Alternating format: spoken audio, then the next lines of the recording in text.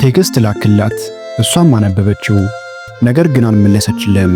አንተም በድጋሚ ደጋግመህ ላክላት። ምናልባት የሆነ የሚያስቅ ነገር ቢሆንም በድጋሚ አይታው ዝም አለች።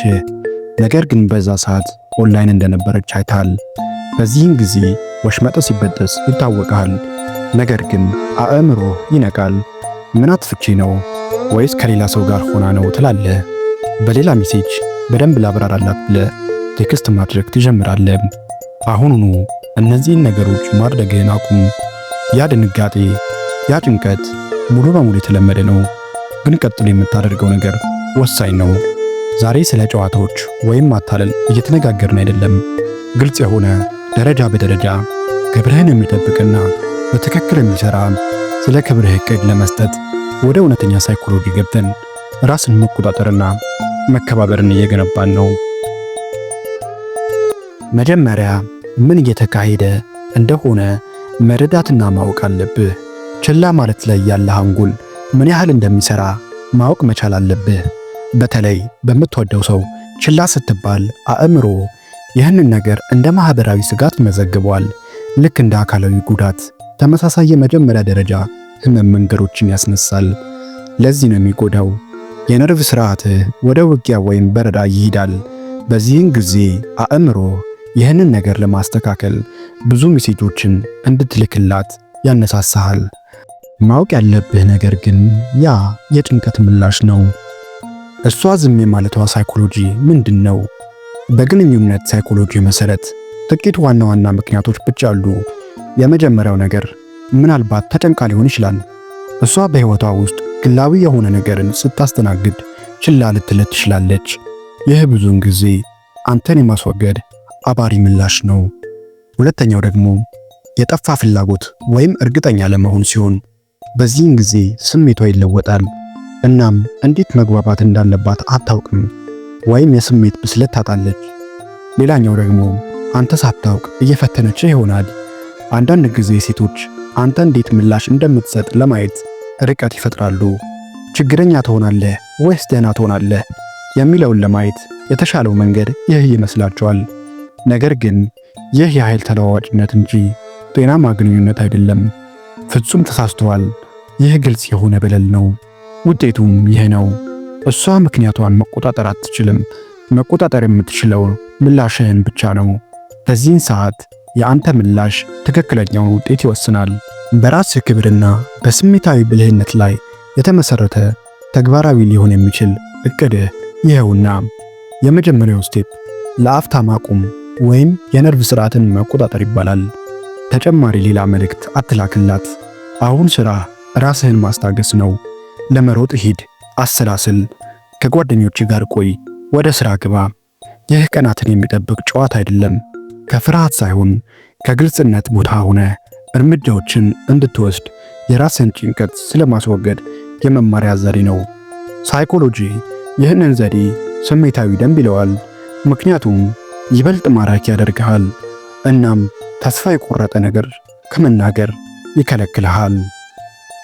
ሁለተኛው ስቴፕ ደግሞ ነጠላና ግልጽ ግንኙነት ይባላል። ግንኙነታችሁ የተረጋገጠ ግንኙነት ከነበረ ችላ መባልህ አንዴ ብቻ ከሆነ ችግር የለውም፣ ግራ አትጋባም። ይልቁንም በግልጽ ለምን ችላ ትኛለሽ? ከቅርብ ጊዜ ጀምሮ ነገሮች ትንሽ ርቀው እንደሄዱ አስተውያለሁ። ነገር ግን ሁሉም ነገሮች ደህና እንደሚሆኑ ተስፋ አደርጋለሁ ብለህ ነገራት። ይህንን ማድረግ ሶስት ነገሮችን ይፈጥራል። ያለ ነቀፋ ባህሪን ይሰይማል፣ ርህራሄን ያሳያል፣ እናም ኳሱን በግቢው ውስጥ አጥብቆ ያስቀምጣል። ሶስተኛው ስቴፕ ደግሞ የመጨረሻው የኃይል እንቅስቃሴ ይባላል። ይህ በጣም አስቸጋሪው ነገር ግን በጣም አስፈላጊው እርምጃ ነው። የእሷ ዝምታ መርሷ መሆኑን መቀበል አለብህ። ልታናግርህ ከፈለገች ታናግርሃለች። ነገር ግን ያለማቋረጥ በመሞከር እያሳየችህ ያለውን እውነታ ውድቅ ማድረግ የለብህም። እውነታውን መቀበል ማለት ያንን እውነታ መታገል አቁመህ ማድረግ ያለብህን ነገር ማድረግ ማለት ነው። የእሷን ማህበራዊ ሚዲያ መፈተሽ አቁም። ለራስህ ሰላም ስትል ካልፈለገች ዝም በላት። ዝምታ ይሰባብራታል። ሁኔታዋ ካላወጣህም ለአሁንና ምናልባትም ለዘላለም ይህ ግንኙነት ወደፊት እየሄደ እንዳልሆነ ከልብ ተቀበል። ማድረግ ያለብህን ነገር አሳካ። ይህ እሷን መመለስ ብቻ አይደለም፣ የበለጠ ዋጋ ያለው ነገር ነው። ክብርህን ይጠብቃል። እርግጠኛ ባልሆነ ሁኔታ የማይፈርስ የተረጋጋ በስሜት የዳበረ ሰው ትሆናለህ። እንደገና ግምገማን ያነሳሳል። እሷ አንተን ችላ ማለቷ ፈተና ወይም ወደ ኋላ የሚጎትት ከሆነ እንደገና እንድትገመግም የሚያደርጋት ብቸኛው ነገር የአንተ አስተማማኝና ምላሽ የሌለው ምላሽህ ነው። ያንተ ምላሽ ደህንነታቸው የተጠበቀ እንዲመስላት ያደርጋታል። እውነተኛ ትስስርን ያጎለብታል። ጤናማ መስህብ የተገነባው በሁለት ሙሉ ሰዎች እርስ በርስ በመመራረጣቸው ነው። የሚሄድን ሰው በማባረር ሕይወትህን መገንባት አትችልም። ስለዚህ የምታደርገውን ነገር ጠንቅቀህ እወቅ። ይህ ልምምድ በውስጣችሁ አስተማማኝ ትስስርን ይገነባል። በዚህ ውስጥም ዋጋ በሌላ ሰው ትኩረት እንደማይወሰን ትማራለህ። የመጨረሻ ሐሳቦችና የአስተሳሰብ ለውጥ። የመጨረሻው የአስተሳሰብ ለውጥ ይህ ነው። እንዴት እሷ ለአንተ እንድታስብልህ ማድረግ ትችላለህ?